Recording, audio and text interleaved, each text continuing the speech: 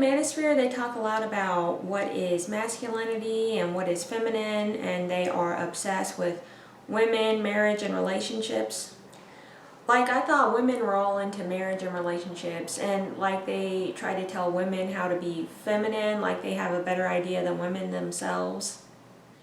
They prefer women younger than them, so they know why younger women would prefer younger men their own age. They understand why they're not desirable to those women, and this is why they have fits over this, because they know if they were a woman that age range, they wouldn't prefer themselves. So they understand they're not that woman's first choice. So they feel the need to break women down to make them think she's on their level because they feel less than her. The Manosphere to me seems to be the dream of abusive men with a mental pathology.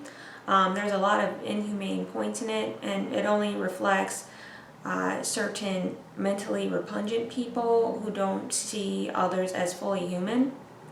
I think they seem to view women as objects, and it doesn't really seem like they ever had any real closeness with any woman, and they're only going off of what they see or hear on social media.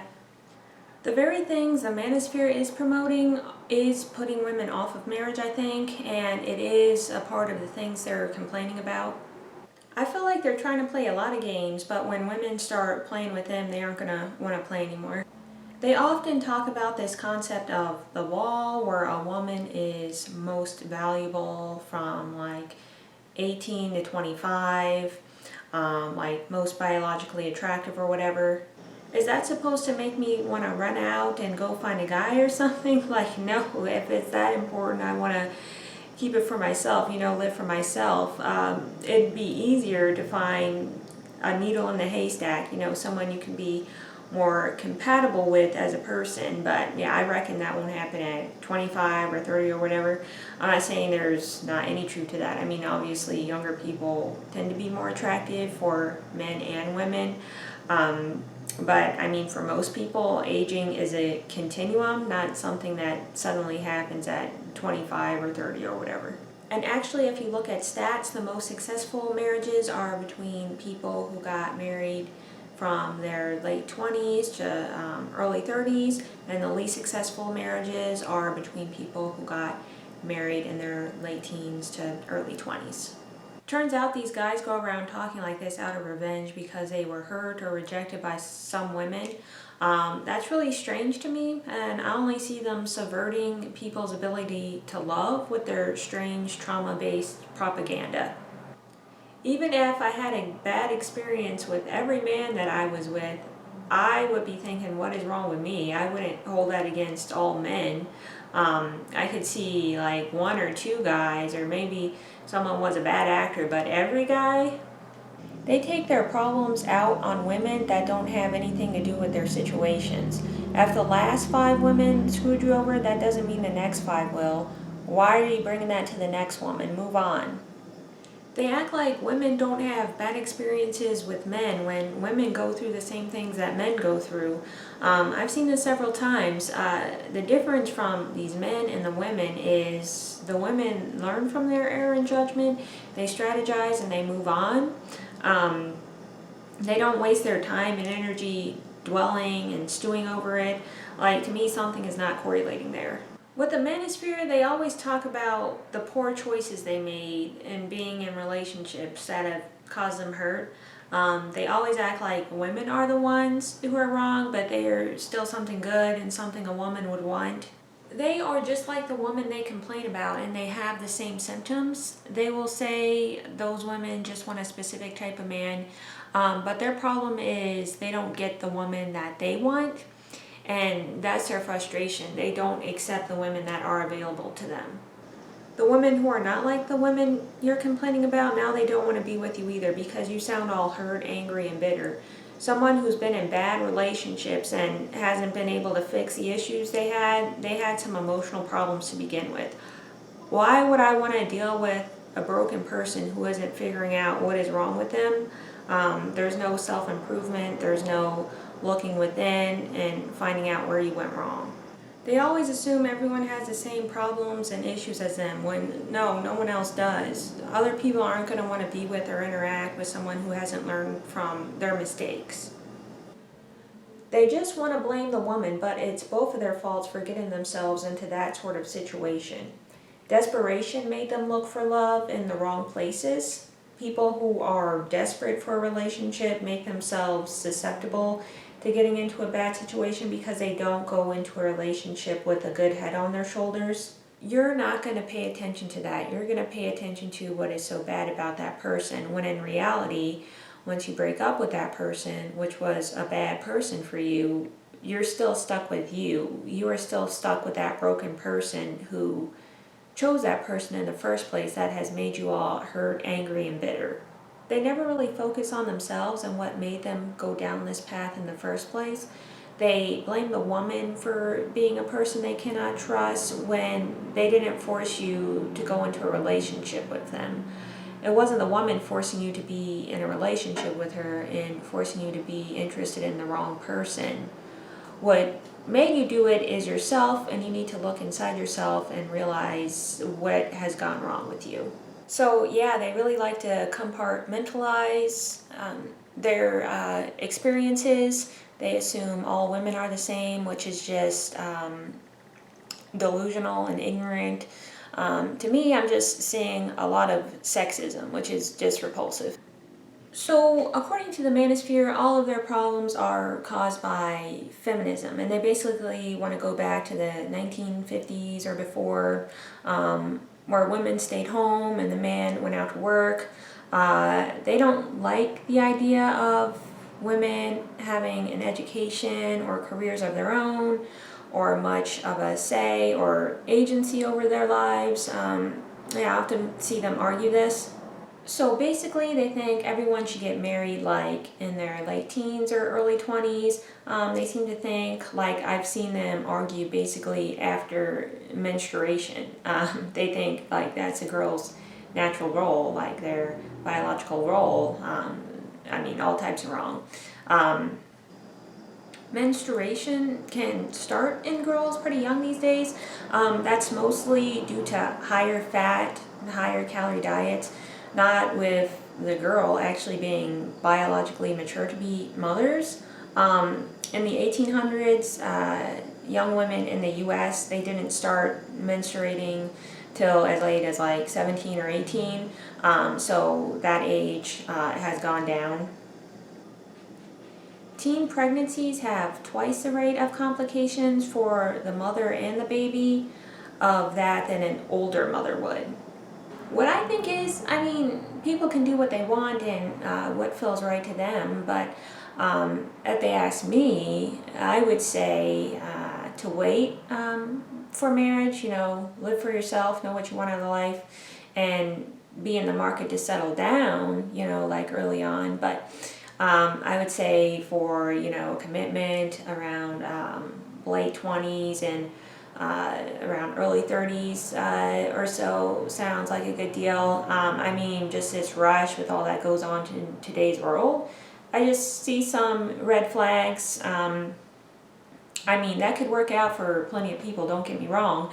But if that's not the case, I don't think going out and rushing would have the best outcome all of the time. A lot of us don't have such simple lives like, back in the old days or whatever. And actually, studies, like I mentioned earlier, show that statistically, people who get married around their late 20s, early 30s have the most successful marriages, and that women who have children around that age, like in their 30s, they have healthier, smarter children as well. They say feminism is unnatural, or like aspects of it, but a lot of things that we do are unnatural. We're not even living in natural environments. And actually, there are studies that show that people that have unnatural preferences are actually more intelligent. Of course, that's not the case for everyone, but yeah, if you look at the data, you do see that tendency. In the Manosphere, they like to reference science, history, and the animal kingdom to support their claims. Like they'll point out hunters gatherers where the men would go out and hunt and build, and the women would do other things. But during those times, women still contributed, a lot to the type of society or, tribes basically that they had during those times. And they like to look at the animal kingdom like lions, elephants, elk, to say, this is how nature is. Humans are still animals. Women are subjected to evolutionary psychology, so therefore they're going to want the most fit, the most attractive, the man who has the most to provide. That's what they're going to prefer. Now, my thing is, why are you comparing us and reducing us to animals? People who have impulse control and are able to think rationally, unlike an animal, are the reason why we're here today and I'm making this video and not in the Stone Age. And second, different species in the animal kingdom have different rules. Humans are a different species from lions, elephants, and elk. So yeah, you have species like lions that pick one alpha male for the pride, and you have elephants and elk who, pick the most dominant male in their area. But then you have like wolves who pair bond, so only the alpha male and alpha female in a wolf pack are able to breed. And then there's several species of birds that pair bond for life, and there's also beavers, otters, some bats and foxes, and then a few other animals. It's not the majority, but it does happen in nature. But yeah, they think that women all want the best man or a better man than what they have, and that they just settle for betas. And they call this, the sexual market value or hypergamy. And that's basically where women want the most attractive or the wealthiest man, and then all men want the most attractive and youngest woman. When obviously this is not the reality of the situation. People are individuals and we're not a monolith. And they shame older women due to their fertility going down, like around 40, and they say that they age badly. I think that people age differently, but yeah, if you look at our history, the fossil record in our prehistory, it was not common for people to live up to 40. And they were lucky if they made it to like 30. And this was in Eurasia. If you get closer to the equator, it makes it a bit easier. If you live in a tribe and you're being taken care of, they can make it to like 60 or 70. But yeah, that would be a very old person. Grandparents probably came about because they helped pass down information and knowledge. And I mean, we live longer lives now because of advancements in society. So yeah, I don't know why we just can't be grateful that we all get to live longer lives. Yeah, younger people are biologically more attractive. As you get older, you lose strength. Pregnancy and childbirth, that puts a lot of strain on the body. I don't know if many people would want to be parents in their 50s and 60s. I mean, like, you have one foot in the grave. But as for relationships, that is anthropology and sociology. Yeah, there are some biological impulses, maybe from previous phases in our evolution before culture and societies. But that doesn't mean that you need to go forward with them or would even want to. This is where human rationality comes in. They also like to push this idea that older men get younger women. The job I have, I can see, who's married to who and, what their incomes are. And most people who are married, they're around the same age, They're within 1 to 2 years, and if they're not, it's something within like 4 to 10 years. big age gap, like 15 or 20 years, that's very rare. I probably only saw that like once or twice. And yeah, I can also see that married couples, they often have a very similar or, pretty close to the same sort of income. And statistics support this as well. Water seeks its own level, and people tend to enter relationships with those who are on a similar level to them.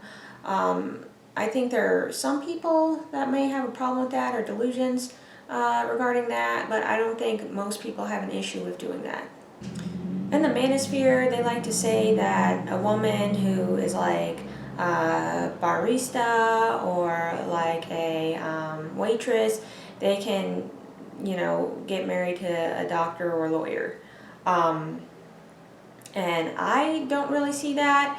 I see doctors and lawyers getting into relationships with, like other professionals who are in a similar income bracket as themselves. So I just think they're speaking from a perspective that they're not even in. In the real world, men just get their women. They don't need to broadcast anything.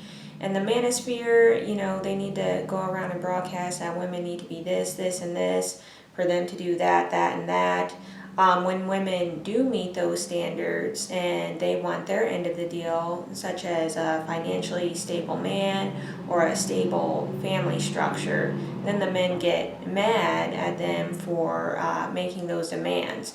It's like they have all these standards for women, but the men don't need to meet any. Their views on women are very dysfunctional. They're not going to get the kind of woman they want. They don't have anything to offer the woman, but they want the best of the best.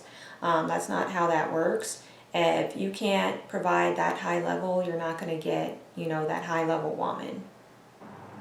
There are many types of men and women. I don't think that the internet represents the reality of situations all of the time. Like, I don't know many people who use social media much, but I do think a lot of the dysfunction is coming from the manosphere. Like, there's a hypergamy movement online right now. Like, I don't have any problem with women being hypergamous. Me personally, I wouldn't date a broke guy, but like I would prefer a guy with a similar income to mine. I think most women are like that. I think, their standard is for a man with a similar paying job to them or, a higher paying job, which I think is rare because a lot of the time women end up doing more of the household work or more of the child care. There are studies that show this as well. The thing with hypergamy I don't get is why they act like women set the standards when society is patriarchal. In our history, women were made to focus on what men could do for them and provide because of how society was made and how women were made dependent on men. I don't think it's women who said that they want to debilitate themselves and only look to men to provide for them. Men put emphasis on how much they can spend on a woman and do for a woman and then be upset when women look to them for that. It's like they don't like the game that you made for yourself, but they keep trying to implement it. Then get upset when women are interested in how much you can do for them and how much you can spend on them. In today's society, men and women can be successful. We're not just made for a man to provide for us. A woman may want that, but we have our own jobs, careers, degrees, and success of our own.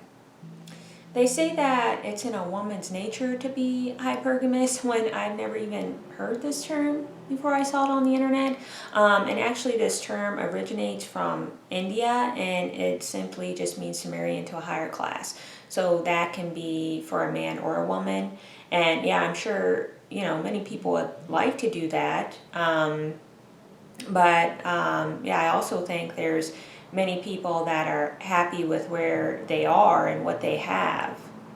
I don't think that all men or women would want to leave their husband or wife or father or mother of their children for someone who's more attractive or more wealthy or whatever. Like, I just don't think that's that common.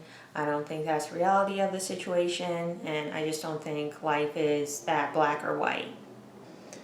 What I think the Manosphere is really saying is that the only women they're interested in are hypergamous. Instead of realizing that is the case, they just want to say that all women are that way. So when they feel like the woman will leave them for someone else who's more successful, that is because that is what they chose. The problem is not the woman choosing someone else over them because they're more successful. The problem is you for choosing her. They don't know how to attract women outside of those who are hypergamous. If you were in a relationship, you can send it to that for yourself. If you have a low self-esteem, she can't help that. That's your own problem. And you really should fix what's going on with yourself before getting into a relationship.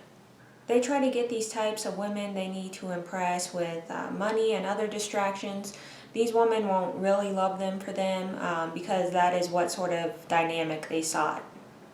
They go after these type of women because they think it'll make them more special. They base their worth on the attractiveness of the woman that they can get and their success. But anyone can get money and success, so how special are they really? They don't realize that who they are as a person, their personality, and their attractiveness emotionally are more important factors.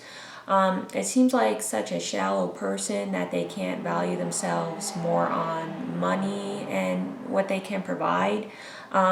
They make themselves out as not valuable as a person, but valuable for what they can provide and their success. If they wanted an actual connection with a woman, they would need to have a compatible personality.